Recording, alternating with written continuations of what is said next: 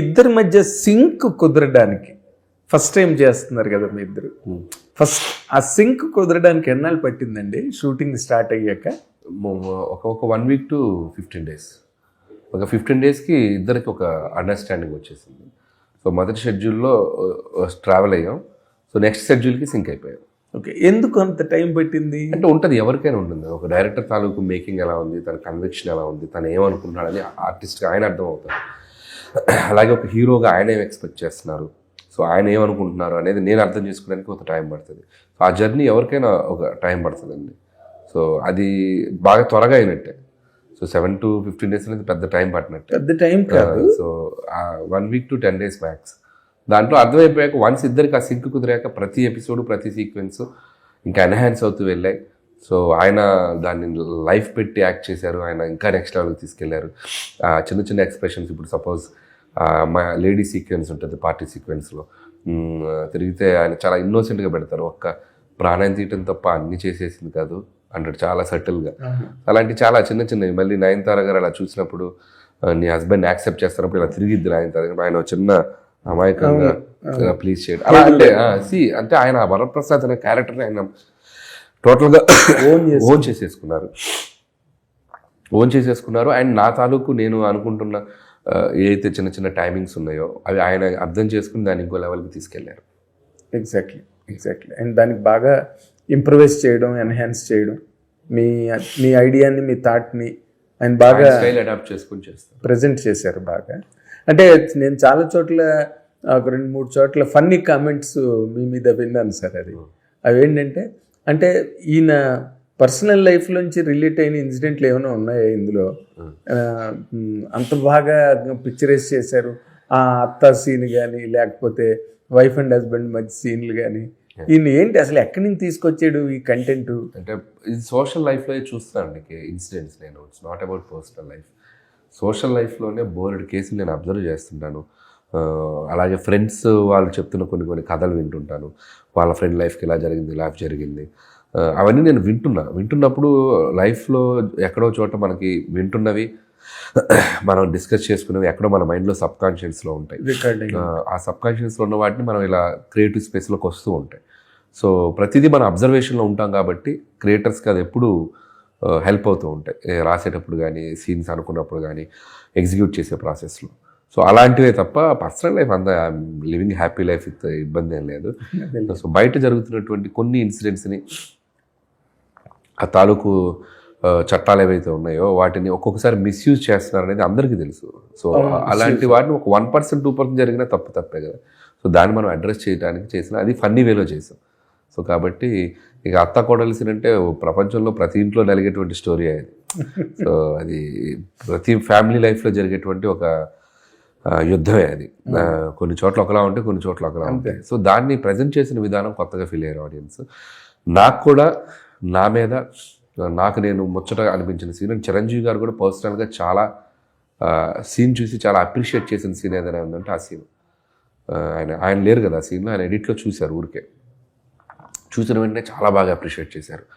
అంటే ఆర్టిస్టులు ఇద్దరిని మామూలుగా ఒక డ్రామా లాగా తీయకుండా వాళ్ళకి ఒక బిజినెస్ పెట్టి కాఫీ పెడుతూ, కాఫీ ఇచ్చి తాగుతూ, అటు నుంచి ఇటు మాట్లాడుతూ దాన్ని ఒక లైవ్లీగా డిజైన్ చేసావు, సీన్ చేసావు. That is the beauty of the sequence. And ఇది ఎంతో మెచ్యూరిటీ లేకపోతే ఇలా రాయలేరు, ఇలా తీయలేరు.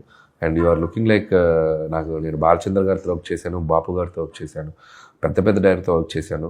వాళ్ళలో నా టింజ్ ఏదో నువ్వు అడాప్ట్ చేసుకొని నీలో ఉందమ్మా అది అని అంత పెద్ద హీరో ఆ కాంప్లిమెంట్ ఇచ్చేసరికి నాకు చాలా హ్యాపీ అనిపించింది.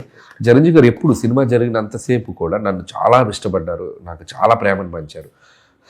ఎందుకంటే ప్రతి చోట ఎక్కడో చోట ఆయన నేను ఇంప్రెస్ చేస్తూనే వచ్చాను సినిమా జరిగినప్పుడు. ఒక్కొక్క రోజు సీన్ని మార్చిన విధానం కానీ, సిచ్యువేషన్కి తగ్గట్టు సీన్ అప్పటికప్పుడు మార్చేసి ప్రొడక్షన్కి ఇబ్బంది కలగకుండా, లేదు ఒకరోజు ఒక 2 గంటల్లోనే ఒక ఎక్కువ సీన్ తీయాల్సి వస్తే తీసేయటం. సో అవన్నీ ఆయన అబ్జర్వ్ చేస్తూ వచ్చారు. అంటే ఇంత సినిమా తప్ప వీడికి ఇంకో గోల్ ఉండదు అని నన్ను ఇంకా ఎక్కువ ఇష్టపడటం స్టార్ట్ చేశారు. సో నేను వెళ్ళి ఏదైనా చెప్పినా కూడా ఆ ఇష్టంతో వీడి కోసం చేద్దాంరా అనే ఒక ఫీలింగ్ జనరేట్ అయింది, ప్రిపరేషన్ వచ్చేసింది. So that helped me a lot. And even Chiranjeevi గారు కూడా if everything is perfect, he never comes into it. He does not interfere. 100%. పర్ఫెక్ట్గా ఉంటే ఎవరైనా ఎందుకు వస్తారు? ఏదైనా ఆయనకు అనిపించినప్పుడు తప్పకుండా ఆయన అడుగుతారు. అడిగినప్పుడు మనం కన్విక్షన్తో మనం కన్విన్స్ చేస్తే అసలు okay very good go head అంటారు. అది మీ అక్కడ డైరెక్టర్ కాన్ఫిడెన్స్ని చూస్తారు ఆయన, అంతే, కన్విక్షన్ని. అంతకుమించి ఇక వేరే ఇబ్బంది ఏం లేదు. అంతే. అది మీరు అంటే ఈ రోజున ఫ్యాన్స్ వాళ్ళ ఆనందానికి పట్టుపగ్గాలు లేవు. కళ్ళాలు లేని గుర్రాల్లాగా గ్యాలపింగ్ హార్సెస్ లాగా పరిగెడుతున్నారు. సినిమా సక్సెస్ వాళ్ళ గర్వాన్ని మీరు బాగా నిలబెట్టారు మొత్తం టోటల్ వరల్డ్ వైడ్, ఇక్కడ ఒక చోట అని కాదు. మీరు కూడా వాళ్ళు బాగా సెలబ్రేట్ చేసుకుంటున్నారు సోషల్ మీడియాలో, పోస్టింగ్లు అవన్నీ కూడా చాలా బాగా చేస్తున్నారు. మీరు కూడా నేను ప్రత్యేకంగా ఈసారి కనిపెట్టా, మీ ఫేస్బుక్ పోస్టింగ్లు కానీ ట్విట్టర్ పోస్టింగ్లు కానీ మీరు కూడా బాగా సెలబ్రేట్ చేసుకున్నారు సార్ ఈ సక్సెస్ని. అది అంటే ఒక్క సినిమా సక్సెస్ లాగా అనిపించలేదు నాకు, అది చిరంజీవి గారి మీద ఉన్న బాగా ఒక అభిమానంలాగా నాకైతే కనిపించింది.